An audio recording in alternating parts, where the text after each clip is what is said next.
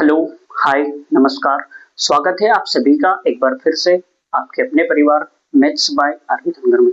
आज की क्लास में हम आपके बोर्ड एग्जाम के लिए टॉप 10 क्वेश्चन डिस्कस करने वाले हैं। सारे क्वेश्चन अमेजिंग है, सारे क्वेश्चन ऐसे हैं जो आ सकते हैं परीक्षा में, तो आप एक भी क्वेश्चन को हल्के में ना लेना, सारे क्वेश्चन को आपको सीरियसली लेना है और मेरे साथ साथ अटेम्प्ट भी करना है। आप चाहो तो मैं सवाल लिखूंगा, अब भी करना स्टार्ट कर सकते हो, मेरे साथ अपना टेस्ट भी ले सकते हो। तो पहला सवाल आपकी स्क्रीन पे जो है वो ये है कि ट्रिगोनोमेट्री से पहला सवाल है आपका √3 टेन थीटा बराबर 1। √3 टेन थीटा बराबर क्या है आपका 1 है। तो आपको बताना है sine square theta minus cos square theta का मान क्या होगा। सवाल समझ में आया आपको? सवाल आपका यह है कि √3 टेन थीटा बराबर 1 है, तो sine square theta minus cos square theta का मान क्या होगा, का मान। ओके, करते हैं इंटरेस्टिंग तो सवाल को स्टार्ट।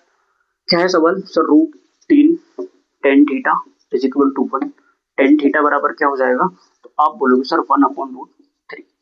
अब मुझे आप ये बताओ टेन किस थीटा पे 1/√3 देता है? तो आप बोलोगे सर थीटा बराबर कितना आ गया 30। कितना आ गया? थीटा बराबर 30। अब क्या करोगे? थीटा की वैल्यू आपको 30 मिल गई। थीटा की वैल्यू क्या मिल गई आपको? 30। तो यहाँ पे थीटा की वैल्यू क्या पुट कर दोगे आप? 30। तो sine square 30 minus cos square 30। Sign square 30 की जो वैल्यू है वो क्या है आपकी 1/2। तो 1/2 का स्क्वायर माइनस कोस 30 की वैल्यू क्या है आपकी? तो कोस 30 की जो वैल्यू होगी वो होगी आपकी √3/2। तो √3/2 का स्क्वायर सोल्व करो। 1/2 का स्क्वायर करोगे तो 1/4 माइनस √3/2 का करोगे तो 3/4। इन दोनों का एलसीएम निकालोगे तो 4 आ जाएगा आपका। 4 से 4 में डिवाइड करोगे 1 बार जाएगा, 1 का 1 में मल्टीप्लाई कराओगे 1, माइनस का माइनस, 4 से 4 में फिर डिवाइड करोगे 1 बार जाएगा और 1 का मल्टीप्लाई 3 में कराओगे तो 3। ओके, 3 में से आपका 1 घटेगा तो माइनस का 2 बचेगा, बटे में 4 आ जाएगा, 2 से कैंसिल हो जाएगा, 2 दूनी 4 बराबर माइनस का 1/2। तो आपको नीचे लिखना है sine square theta minus cos square theta का मान माइनस 1/2 होगा। ओके, यहाँ ये इसका उत्तर है। सवाल समझ में आया कि नहीं ये बताओ? एक बार फिर से एक्सप्लेन कर दूं मैंने क्या करा है। मैंने क्या करा, मुझे दिया था √3 टेन थीटा बराबर 1, मुझसे पूछा था sine square theta minus cos square theta का मान। मैंने क्या करा, √3 टेन थीटा बराबर 1 था, तो टेन थीटा बराबर क्या हो गया 1/√3। अब मुझे पता है टेन किस थीटा पे 1/√3 देता है, तो आप बोलोगे सर 30 डिग्री पे। तो साइन स्क्वायर मतलब थीटा की वैल्यू मुझे 30 मिल गई, तो मैंने यहाँ पुट कर दी। थीटा बराबर क्या है मेरे 30, तो sine square 30 minus cos square 30। Sine 30 की जो वैल्यू है 1/2 है, तो मैं 1/2 पे स्क्वायर करूंगा, माइनस कोस 30 की वैल्यू क्या है √3/2, तो √3/2 पे स्क्वायर करूंगा। 1/2 का स्क्वायर 1/4 होगा, √3/2 का स्क्वायर 3/4 होगा। एलसीएम निकाल के इजीली सोल्व कर लोगे और माइनस का 1/2 आपका उत्तर आ जाएगा। चलते हैं अगले सवाल की तरफ। चलते हैं। अगला सवाल जो है आपका वो है, लिख रहा हूं मैं, वो भी त्रिकोणमिति से है, ठीक है, वो भी ट्रिगोनोमेट्री से ही है। तो अगला सवाल है आपका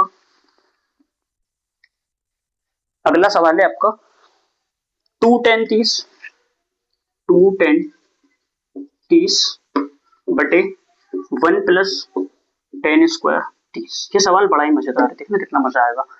टेन 30 की वैल्यू क्या है? आप बोलोगे सर टेन 30 की जो वैल्यू है वो 1/√3, तो 2 का 2 इंटू 1/√3 बटे 1 का 1 प्लस का प्लस टेन स्क्वायर 30 मतलब सर 1/√3 का क्या करोगे स्क्वायर। 2 का इधर मल्टीप्लाई कराओगे तो 2/√3 बटे 1 प्लस 1/3। अब इसको आपको जोड़ना है। देखो एक फैक्ट बताता हूँ आपको, समझना ध्यान से। आपको जब भी किसी फ्रैक्शन में आपको कुछ भी, जब भी आपको एक में किसी फ्रैक्शन को ढूंढना है, लाइक एक में आपको प्लस करना है 5/6, तो कैसे आप बिना सोल्व करे फटाक से आंसर बता सकते हो, वो बिल्कुल एकदम करेक्ट होगा। देखो क्या करना है, 1 में आपको प्लस करना है 2/3, दोनों को जोड़ लो, 2 और 3 5, उत्तर होगा 5/3। 5 और 6 11, 11/6 इसका उत्तर होगा। आई होप आपको पैटर्न समझ में आया होगा। क्या है पैटर्न, यहाँ क्या लगाओगे आप, तो यहाँ हो जाएगा सर 2/√3 बटे 1 3 4, तो 4/3। अब क्या करना है आपको, ऊपर का मल्टीप्लाई नीचे वाले में कराना है, मतलब 2 तिया आपका 6 हो जाएगा, बटे 4 का मल्टीप्लाई आप √3 में करोगे तो क्या हो जाएगा ये सर 4√3। अब 2 से काट लो तो 2 तिया 6 और 2 दूना 4, तो 2/3। अब क्या करें सर? अच्छा मैं एक काम कर सकता हूँ, देखो मैं ऐसा कर सकता हूँ कि 3 को शॉर्टकट में कर रहा हूँ, 3 को मैं √3 इंटू √3 लिख सकता हूँ। पूरा लिख सकता हूँ, अगर लिख सकते हो सर 2/√3, √3 से √3 कैंसिल, √3/2 के आ गया इसका √3/2 के आ गया इसका उत्तर। अगले सवाल की तरफ चलते हैं। अगला सवाल जो है आपका वो मैं लिख रहा हूँ बोर्ड पे, समझना ठीक है। अगला सवाल है आपका, एक वृत्त के चतुर्थांश का क्षेत्रफल ज्ञात कीजिए। क्वेश्चन नंबर 3 है अपना, एक वृत्त के चतुर्थांश का क्षेत्रफल ज्ञात कीजिए जिसकी परिधि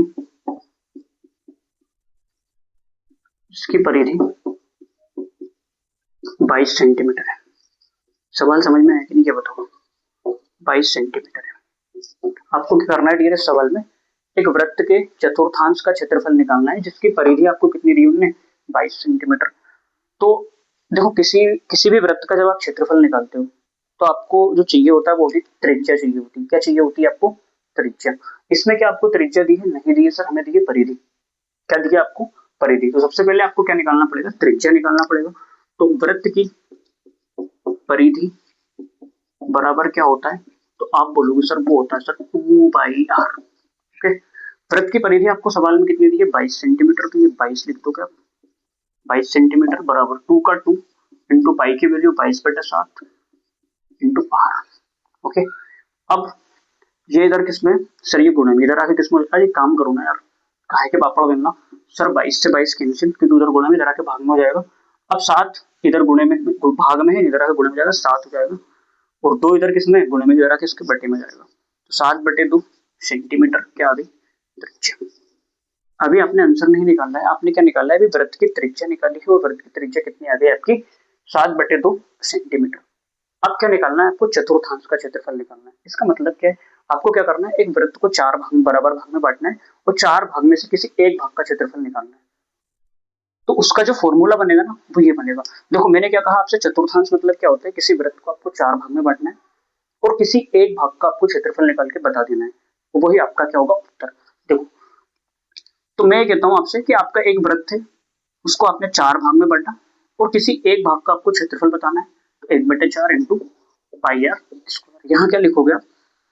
चतुर्थांश का क्षेत्रफल, इसे लिख लेना चतुर्थांश का क्षेत्रफल। ओके, तो 1/4 का 1/4 होगा। आगे देखो 1/4, पाई की वैल्यू क्या है आपकी? 22/7। आर की वैल्यू कितनी है आपकी? 7/2, मतलब 7/2 सेंटीमीटर इंटू 7/2 सेंटीमीटर। ओके, अब सॉल्व करते हैं इसको। सर 7 से 7 कैंसिल। ओके, 2 से ये 11 बार चला गया। अब क्या बचा आपका? 11/77। तो 77/4 तो 77/8 centimetre into centimetre square. 77/8 centimetre square क्या होगा? उस वृत्त के चतुर्थांश का क्षेत्रफल होगा जिस वृत्त की परिधि 22 सेंटीमीटर होगी और त्रिज्या 7/2 सेंटीमीटर होगी। होप आपको मजा आ रहा होगा। ओके, अगले सवाल पे चलते हैं। अगला सवाल है आपका, सवाल नंबर 4 है आपका। सवाल नंबर 4, बिंदु ए बी, बिंदु ए बी और -a -b का मध्य बिंदु ज्ञात कीजिए। का मध्य बिंदु। अब इसका मध्य बिंदु क्या होगा सर? मध्य बिंदु ज्ञात कीजिए। ओके, क्या करना है आपको? फोर्थ सवाल में हमें करना है बिंदु ए बी और -a -b का मध्य बिंदु ज्ञात करना है। ओके, तो आप सबको पता है मध्य बिंदु का जो फॉर्मूला होगा वो x बराबर क्या होगा? x1 + x2/2 और y बराबर क्या होगा सर? y बराबर होगा y1 + y2/2। अब ये x1 की वैल्यू होगी आपकी, आप अच्छे से लिख दोगे। x1 बराबर क्या है सर? a। x2 बराबर क्या होगा आपका? ये होगा -a। y1 बराबर क्या होगा, तो y1 बराबर होगा b और y2 बराबर क्या होगा, तो होगा माइनस b। x1 की वैल्यू क्या है सर a, तो a प्लस x2 की वैल्यू क्या है माइनस a, तो माइनस a बटे 2। ओके, y बराबर क्या होगा, ये x के बराबर लिख लो, y बराबर क्या होगा सर, y1 की वैल्यू कितनी है b प्लस माइनस b बटे 2। चलो सोल्व करते हैं, तो ये क्या हो जाएगा सर, x बराबर a माइनस a बटे 2 यानी कि कैंसिल 0 बटे 2। x का जो कोऑर्डिनेट आएगा वो क्या आएगा आपका 0 और y का जो कोऑर्डिनेट आएगा वो क्या आएगा b माइनस b बटे 2, b से भी कैंसिल 0 बटे 2 यानी कि 2। तो जो मध्य बिंदु होगा वो क्या होगा 0 0, क्या होगा मध्य बिंदु 0 0। बिंदु ए बी और a माइनस b का जो मध्य बिंदु होगा वो क्या होगा 0 0, आपको एंड में लिखना है ऐसा। okay? अगले सवाल की तरफ चलते हैं। अगला सवाल जो है आपका वो थोड़ा सा इंटरेस्टिंग सा है, पता है, क्योंकि बड़ा सवाल है। क्या है वो बड़ा, उस सवाल में आपको मजा आने वाला है, वो भी त्रिकोणमिति से, पता है, हाइट एंड डिस्टेंस है, ऊंचाई एवं दूरी से। देखते हैं अगला सवाल, आप समझना सवाल अच्छे से, ठीक है। धरती पर एक मीनार ऊर्ध्वाधर खड़ी है, मैं समझा रहा हूँ लिख नहीं रहा हूँ, ठीक है, मैं क्या कह रहा हूँ, मैं समझा रहा हूँ लिख नहीं रहा हूँ। तो धरती पर एक मीनार ऊर्ध्वाधर खड़ी है, मतलब धरती पर एक मीनार खड़ी है। ओके, धरती के एक बिंदु से जो मीनार के 5 बिंदु से 15 मीटर की दूरी पर है, मीनार के शिखर का उन्नयन कोण 60 डिग्री है, मीनार की ऊंचाई ज्ञात कीजिए। ओहो, वेरी इजी। देखो, अब आप मीनार खड़ी है, मतलब आप टावर खड़ा है आपका, तो एक मीनार हमेशा आपको पता है सीधी होती है, ये आपने एक मीनार खड़ी कर ली। अब इस मीनार के, देखो आप एक चीज याद रखना, मीनार का जो 5 बिंदु होगा ना वो ये होगा जहां वो धरती पे खड़ा है, और मीनार का जो शिखर होगा वो सबसे ऊपर वाला होगा, टॉप। ओके, तो इस मीनार के 5 बिंदु से, इस मीनार के 5 बिंदु से 15 मीटर दूर भूमि का एक बिंदु है। इस बिंदु से मीनार का शिखर देखने पर जो उन्नयन कोण बनता है वो कितना बनता है, तो वो बनता है आपका 60 डिग्री। आपको क्या करना है, इस मीनार की हाइट बतानी है, यानी कि इस मीनार की ऊंचाई बतानी है। ओके, आप मान लो कि सर मीनार की ऊंचाई h है, फटाफट इसका नामांकन कर दो पी क्यू आर। ओके, अब फटाफट सोल्व करते हैं, कुछ कंटेंट लिखना होगा आपको। माना, एक मिनट में चेक करता हूँ यहाँ तक आ रहा कि नहीं, हाँ आ रहा है।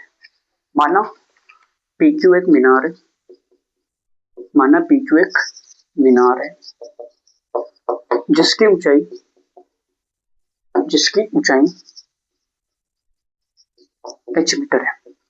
ओके, माना पी क्यू एक मीनार है जिसकी ऊंचाई कितनी है आपकी h मीटर। भूमि के एक बिंदु, भूमि के एक बिंदु R से मीनार की दूरी, मीनार की दूरी 15 मीटर है, 15 मीटर है। ओके, तथा भूमि के बिंदु से, भूमि के बिंदु से, भूमि के बिंदु से मीनार के शिखर का उन्नयन कोण, शिखर का उन्नयन कोण 60 डिग्री है। ओके, इतना आपको लिखना पड़ेगा इंट्रोडक्शन में, और कहां से लिखना है ये आपको प्रश्न में से लिखना है। ओके, आपने क्या करा, माना पी क्यू एक मीनार है जिसकी ऊंचाई h मीटर है और बिंदु R, पी क्यू एक h मीटर है, भूमि के एक बिंदु R से, भूमि के एक बिंदु R से मीनार की दूरी 15 मीटर है, तथा भूमि के बिंदु से मीनार के शिखर का उन्नयन कोण 60 डिग्री है। अब आप एक बार और लिख सकते हो, पी क्यू बराबर क्या दिया आपको सर, पी क्यू बराबर h दिया, क्यू आर बराबर क्या दिया 15 मीटर। अब एक चीज, इस सवाल को सोल्व कैसे करना समझना ध्यान से, है ना। आपको पता है ये आधार दिया है समकोण त्रिभुज का, और ये दिया है आपको लंब। आधार दिया है आपको और क्या दिया है, लंब निकालना है। तो जब आपको दो साइड दी हो तो आप ट्रिगोनोमेट्री रेशियो पे जाते हो और आपको ये चेक करना है कि सर लंब और आधार में रिलेशन कौन बता रहा है, लंब और आधार में रिलेशन कौन बता रहा है, तो आप बोलोगे सर टेन। तो टेन थीटा बराबर क्या होता है, आप बोलोगे सर लंब बटे आधार। क्या होता है, लंब बटे आधार। अब सर लंब कितना है इसमें, तो लंब है आपका पी क्यू, आधार कितना है तो इसमें Q R. Tan theta, theta की वैल्यू कितनी है फटाफट रख दो, थीटा की वैल्यू है सर 60, तो टेन 60 बराबर पी क्यू कितना है आपका h, क्यू आर कितना है आपका 15 मीटर। तो टेन 60 की वैल्यू √3 बराबर h बटे 15 मीटर। तो क्रॉस मल्टीप्लाई करा लेंगे h का उधर, तो 15 √3 मीटर। 15√3 मीटर क्या होगी आपकी ऊंचाई। यहाँ लिखोगे आप अतः मीनार की जो ऊंचाई होगी वो कितनी होगी 15√3 मीटर। अतः मीनार की ऊंचाई 15√3 मीटर होगी। ओके, अगले सवाल की तरफ चलेंगे। सवाल को एक बार अच्छे से देखना, अच्छा सवाल है, इस तरह का सवाल आ चुका है, 2023 का सवाल है और अब भी आने की संभावना है। ठीक है, अगले सवाल पे चलते हैं, सवाल नंबर 6 पे चलते हैं। सवाल नंबर 6 क्या है आपका, समझना।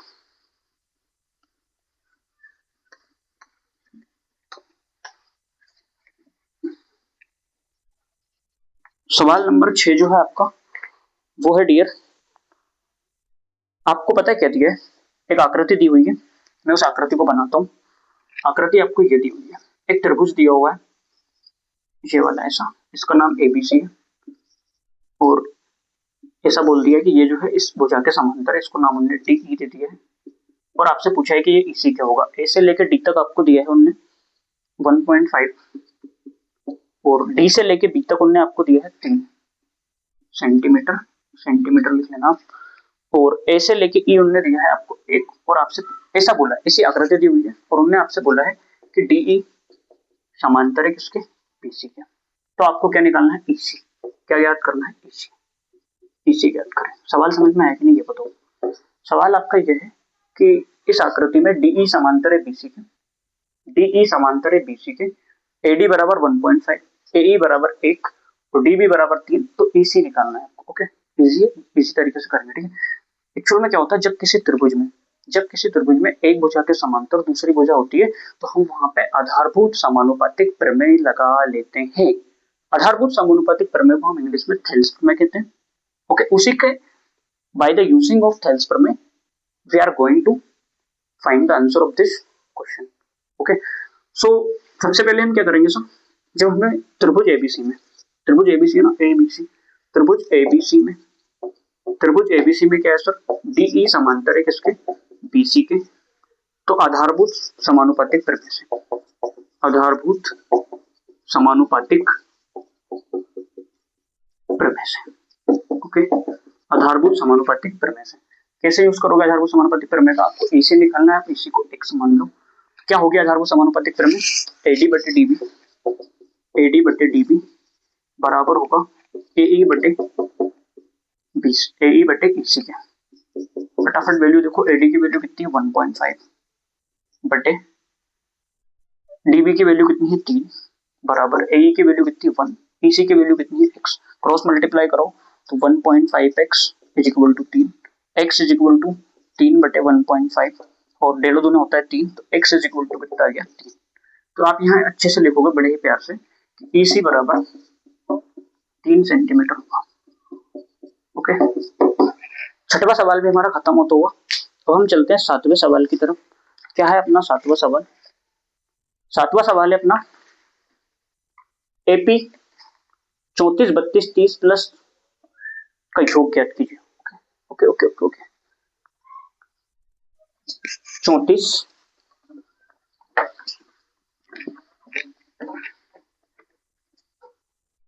एपी है अपनी 34 32 plus 30 plus dash dash plus 10 का योग ज्ञात कीजिए, का योग ज्ञात कीजिए। बड़ा ही इंटरेस्टिंग सवाल है, मजेदार सवाल है, इस तरह का भी एक सवाल आपके एग्जाम में देखने को मिल सकता है। सबसे पहले सर एपी दी है हमें 34 से 34 32 30 और डैश डैश 10, मतलब ये अंतिम पद है आपका ना। हमें किसी भी एपी का योग ज्ञात करने के लिए हमें क्या चाहिए होता है, नंबर ऑफ टर्म, कि इस एपी में कितने पद है, और एपी के कितने पद निकालना मैं एक वीडियो में सिखा चुका हूं आपको। आओ एक बार और निकालते हैं। इस एपी का जो प्रथम पद होगा वो क्या होगा सर 34 यानी कि 34। इस एपी का डी कितना होगा, तो आप बोलोगे सर 34 से 32 हुई यानी कि 2 कम हुई, तो माइनस का 2। अंतिम पद क्या होगा, तो अंतिम पद आप बोल दोगे सर एन बराबर 10 होगा। और फटाफट एन बराबर ए प्लस एन माइनस 1 गुणे में डी। एन की वैल्यू कितनी है, तो आप बोलोगे सर 10 बराबर ए की वैल्यू कितनी है, तो आप बोलोगे सर 34 प्लस का प्लस एन की वैल्यू निकालनी है तो एन माइनस 1 इंटू माइनस का 2, तो 10 बराबर 34 माइनस का 2n और प्लस का 2। -2 का मल्टीप्लाई प्लस n में करोगे माइनस का 2n, -2 का मल्टीप्लाई -1 में करोगे तो माइनस माइनस प्लस का 2। अब सर 34 और 2 कितने हो गए 36, 34 और 2 36 माइनस का 2n 10। अब 36 को इधर ले आओगे तो 10 माइनस 36 बराबर माइनस का 2n, ये बच गया आपका माइनस का 26 और बराबर माइनस का 2n। माइनस से माइनस कैंसिल हो गया, n बराबर क्या आ गया 36/2 यानी कि 13। n बराबर कितना आ गया आपका 13। तो इस एपी में जो टर्म होंगे वो कितने होंगे 13। अभी आंसर नहीं आया डियर, अभी तो हमने सिर्फ नंबर ऑफ टर्म निकालने हैं, इस एपी में कितने पद है, अभी हमें इस एपी का योग निकालना है। ओके, तो योग निकालने के लिए हमारे पास दो फॉर्मूले होते हैं। जब हमें प्रथम पद और अंतिम पद दिया हो किसी एपी का, जब हमें किसी एपी का प्रथम पद और अंतिम पद दिया हो तो हम एक फॉर्मूला लगा सकते हैं, SM sum of number is equal to n/2 bracket के अंदर a प्लस ए हमारा प्रथम पद होता है, एल हमारा अंतिम पद होता है। तो हमें सम कितने नंबर का निकालना है 13। S13 is equal to n की वैल्यू 13/2, ए की वैल्यू कितनी है आप बोलोगे sir 34 plus S13 is equal to 13/2 into 34 और 10 कितने होते हैं 44, क्या हो जाएगा आपका 2 से कैंसिल तो हो जाएगा 22 गुणा 13 S13। तो S13 इज इक्वल टू क्या जाएगा 22 दिया 66 का 6 हासिल आया 6, 22 एकम 22 और 6, 22 दिया 66 का 6 हासिल आया 6, 22 एकम 22 और 6 28 यानी कि 286। सही कर रखा मैंने, 22 दिया 66 का 6 हासिल आया 6, 22 एकम 22 और 6 28 286। तो इसके सम कितना होगा इस एपी का 286। आई होप आपको सवाल समझ में आ रहे होंगे। अगला सवाल है आपका x plus y,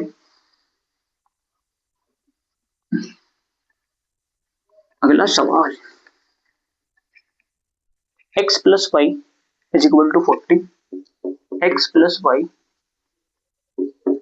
is equal to 40 और x minus y is equal to 4 को विलोपन से हल कीजिए।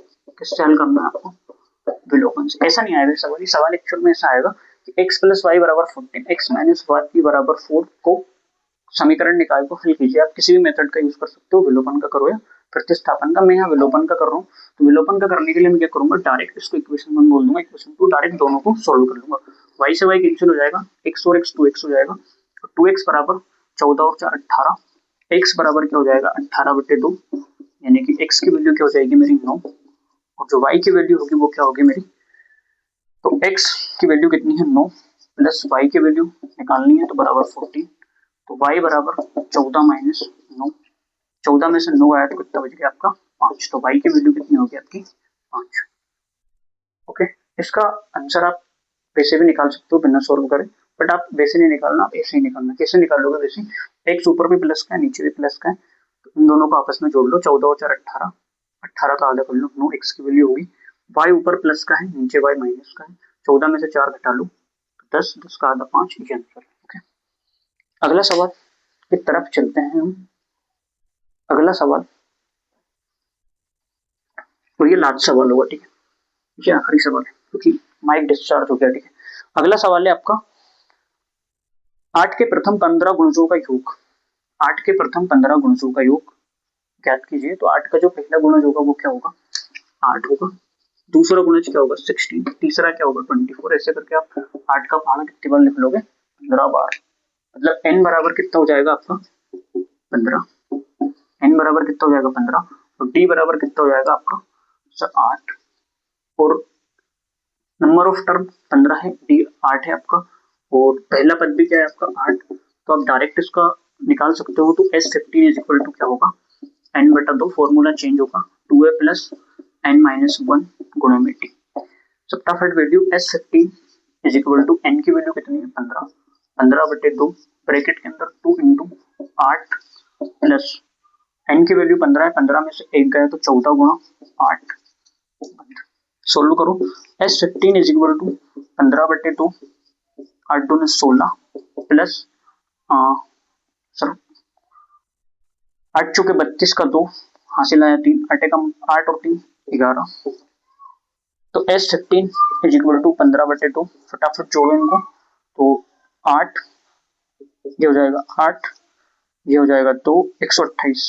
अब 128 का आधा, 2 छंकी 12, 2 चौके 8 गुणा 15, तो 15 चौको 60। S15 इज इक्वल टू क्या होगा, 15 चौको 60 का 0 हासिल आया 4, 15 छक्के 90, 90 और 6 96, 960। तो इसका जो उत्तर होगा वो क्या होगा, 960। 8 के प्रथम 15 गुणजों का योग क्या होगा, 960। तो इसी सवाल के साथ बाय बाय, विदा लेता हूँ। अगली क्लास में मिलते हैं। अगली क्लास में भी साइंस के क्वेश्चन होंगे, या हो सकता है अभी अरेंज करता हूँ, बट सोच रहा हूँ कल मैं साइंस की क्लास भी अपलोड करूंगा, उसमें भी टॉप 10।